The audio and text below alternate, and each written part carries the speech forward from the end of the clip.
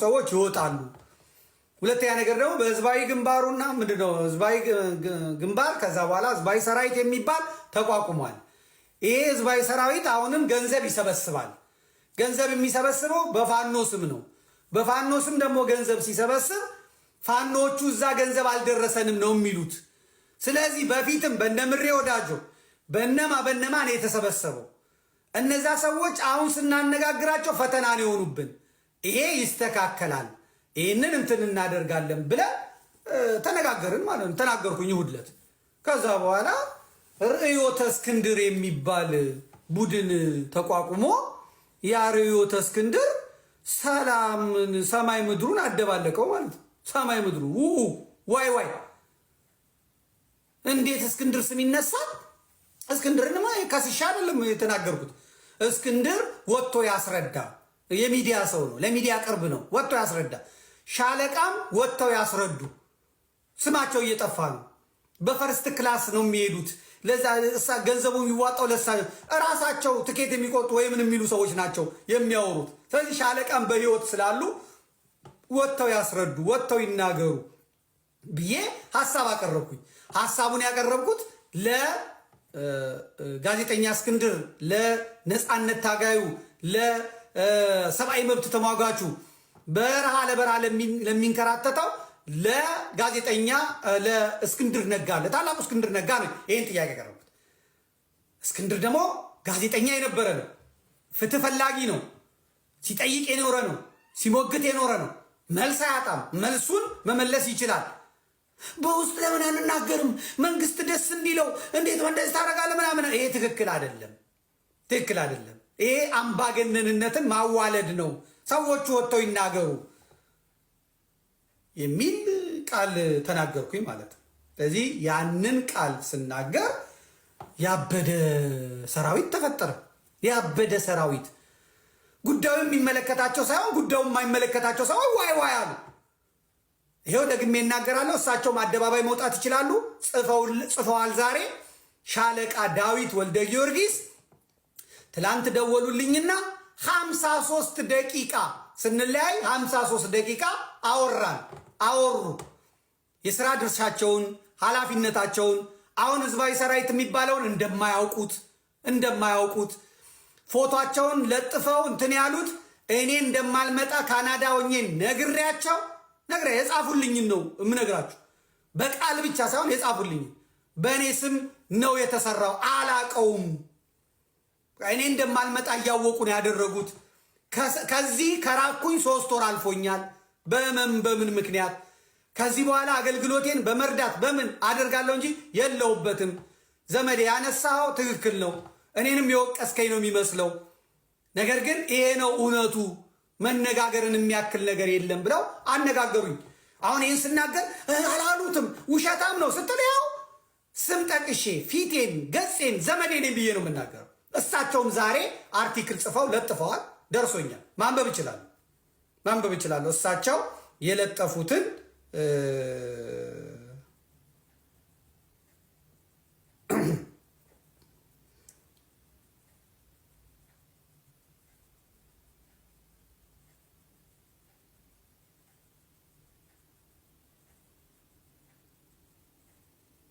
እዛ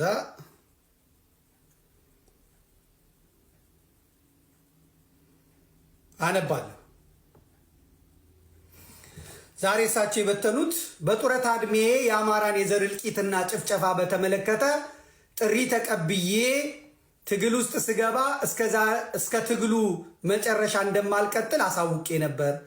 ዛሬ የጀመርኩትን ትግል የኔን ድርሻ ቋጭቼ ከድጋፍ ሰጪ ግብረ ኃይል ሊቀመንበርነትና ከድርጅቱ ራሴን አግልያለሁ። አስተዋጽኦዬ ትንሽ እንዳልነበረ ተረድቻለሁ። የተባበሩኝን ሁሉ አመሰግናለሁ። መውጫዬን ጊዜ ያቀረበው በዕድሜም በጤናም ምክንያት ሳይሆን በመርህና በስትራቴጂ ደረጃ ልቀበለው የማልችል ሁኔታ ተደጋግሞ ሲፈጠር ምናልባት የማልመጥነው ኃላፊነት ላይ ብዙ በመቆየቴ ነው በሚል ግምት አለቃዬን እስክንድርን አሳውቄ ለሶስተኛና ለመጨረሻ ጊዜ ራሴን አግልያለሁ። ማረምና መታረም የድክመት ምልክት አይደለም። ጥንካሬን ነው የሚያሳየው። ጠንካራ ውሳኔዎችን መስጠት መሪዎችን ታላቅ የሚያደርገው ዋና ባህሪ ነው። ሰዎችን በሙያና ለአማራ ትግል ባላቸው አቋም እንጂ በግል ወዳጅነት በአማካሪነትና በማይመጥኑት ስራ ላይ ማስቀመጥ ታላቅ ድክመት ነው። ዘወትር ታላቁ ስዕል ላይ በማተኮር ፍጻሜው ላይ የሚያደርሰንን ስትራቴጂ መቀየስና በጉዳዩ መወያየት ጊዜው አሁን ነው። ከሁሉም የበለጠ የፋኖን አንድነት ትልቁና ዋነኛው አጀንዳ መሆን አለበት። ለፍጻሜው የሚያበቃንን ስትራቴጂ ተግባራዊ እንድናደርግ የሚያስችለን የፋኖ አንድነት ነው። በውጭም በአገር ቤትም ለተባበራችሁኝ ሁሉ አመሰግናለሁ። ሌት ተቀን አለ ክፍያ ሲሰሩ የነበሩ የሥራ አስፈጻሚ ኮሚቴ አባላትን ከልብ አደንቃለሁ። የአቅም እስካለኝ ድረስ በዲፕሎማሲ፣ በጥናት፣ በፒአር እና የፋኖ አንድነትን በተመለከተ ለመላው የአማራ ፋኖ ትግል አስተዋጽኦዬ በተለየ መልኩ ይቀጥላል ብለው ጽፈዋል። ይሄ ግርግር፣ ይሄ የማይም ትርምስ ትክክል አይደለም። ጉዳዩን ያነሳውባቸው ትልቅ ሰው ቀርበው አካሄዴ ስለገባቸው ነገሬ ስለገባቸው ትልቅ ሰው ሁሌም ትልቅ ነው። ትልቅ ሰው ትልቅ ነው ሁልጊዜ። ትንሽ ሰው ነው አንሶ ሰው የሚያሳንስ። ትንሽ ሰው ነው ሀገር ላይ ሲወጣ እንኳን ሀገሪቷን የሚያሳንስ። ትልቅ ሰው ትልቅ ሰው ነው። የተማረ ሰው የተማረ ሰው ለተነሳው ጥያቄ ተገቢውን ምላሽ ሰጥተው ነው የሄዱት። ከዚያ በተረፈም ደግሞ ለእኔ በጻፉልኝ እንትን ላይ ለእኔ በጻፉልኝ ማስታወሻ ላይ እንዲህ የሚል ቃል ነው የተናገሩት። መጥቀስ እችላለሁ፣ ይቅርታ መጥቀስ እችላለሁ። ለእኔ የጻፉልኝ ላይ እንዲህ የሚል ቃል ነው ያስቀመጡት። ምንድን ነው ያስቀመጡት? ኤክስትራ በየቦታው በሚሄድበት ወጪን የምሸፍነው ዘመዴ እኔ ነኝ። ላነሳው ጥያቄ ዘመዴ የማወጣው እኔ ነኝ።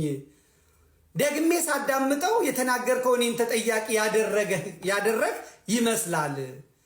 አንዳንዴ ታምሜ ከተኛውበት የግድ ሂድ እያሉ ገንዘብ ስብሰባው የሚሄደው ለምሳሌ ሳንሶዜ ለጉባኤው ከመሄዴ ከሰዓታት በፊት ሆቴል ውስጥ ወድቄ የሆቴሉ ሰራተኞች ተሸክመው አንድ ጥግ ወስደው ትንሽ ሲሻለኝ ሆስፒታል አልሄድም ብዬ ወደ አዳራሹ ገባውኝ። የሚያስቀና ስራ አይደለም። ለእኔ ብዙ ላየውና በዚህ ዕድሜ ላለውኝ ሰው አያስቀናም። ቦስተን እንደማልመጣ እያወቁ ነው ቦስተን ገንዘብ ስብሰባ ላይ ስሜን የተጠቀሙት። ከ2 ሳምንት በፊት ነው የነገርኳቸው። በቦታው ሲሄድ ለንደን፣ ስዊድን፣ ኤድመንተን ለምሳሌ ዘመድ ቤት ነው ያረፍኩት። በጡረታ ያለው ሰው መንገዶች ብዙ ወጪ ያስወጡኛል። ጉዞ አንገሽግሾኝ በዚህ ላይ በየቦታው እየሄዱ መናገርና ከህዝብ ጋር መፋጠጥ፣ ከዚያ ደግሞ በተናገርከው በመለስከው ላይ መዘለፍ፣ መወቀስ እኔ ይህ አያስፈልገኝም ነበር። እስክንድርን እያየው በሱ መስዋዕትነት በሚያልቀው ህዝባችን እየተበረታታውኝ እንጂ ለአገሬ ከማናቸውም የበለጠ ወይም ያናነሰ የራሴን ዕዳ ከፍያለሁ። ቴሌቶኑ በኤልያስ ክፍሌ ብርታትና በእኔ ስም ገንዘብ የተገኘው እኔ የምፈለገው ለገንዘብ ስብሰባ ብቻ ይመስለኛል። አንዳንዴ ለምነውኝ ይልኩኝና በጎን ገንዘቡን ካገኙ በኋላ ያሙኛል።